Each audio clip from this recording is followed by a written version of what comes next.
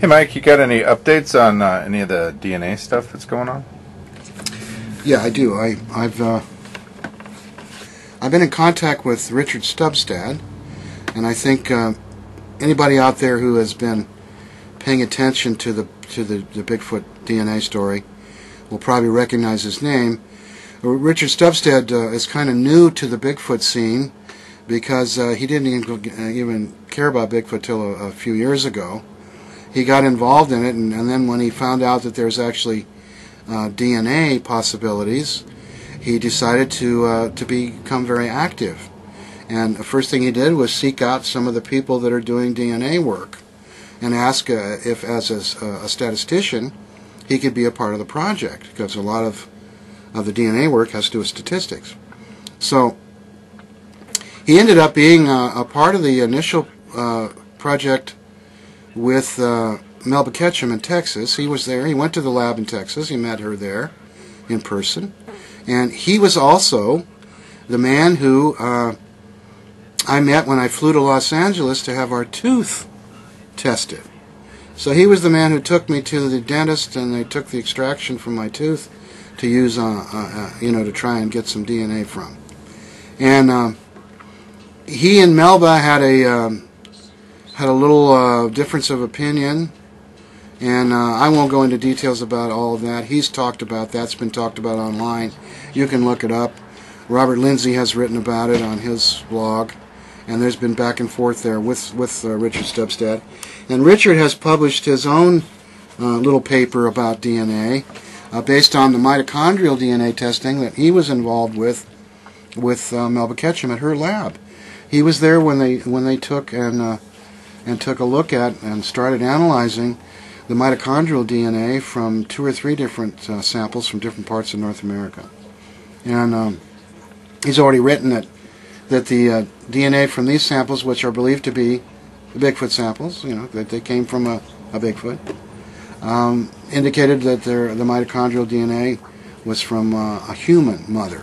The X chromosome was from a human. But it was from a human way back thousands of years ago. So it could have been a human that mated with something and then crossed the land bridge, kind of a situation. So that's all still feasible as part of the Bigfoot thing. But he left the project prior to the nuclear testing being done.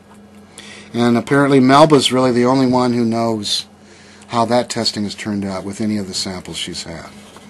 But there's all this problem with this thing being published because of the fact that Melba's latest agreements include people pretty much signing off all their rights. Not that they give up the rights to their little piece of material that they submitted, but they give up the rights to even talk about what the results of the tests will prove. Because I guess as a scientist, you can own a copyright on DNA information. That's a viable product. And so with this DNA stuff coming out of the nuclear DNA, that's when the heads started rolling, and the group working there on the project in Texas became smaller and smaller.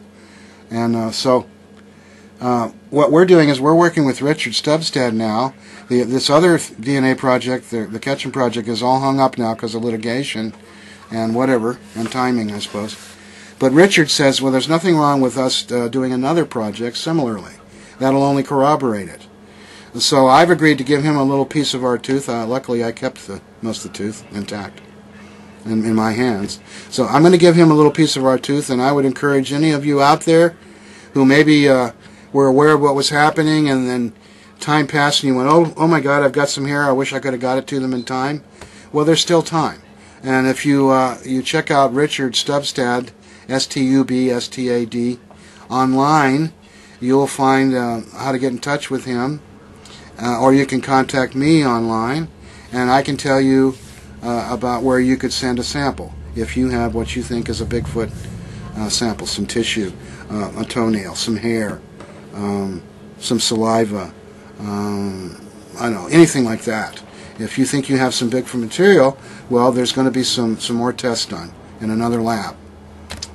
So we're trying to get some more together.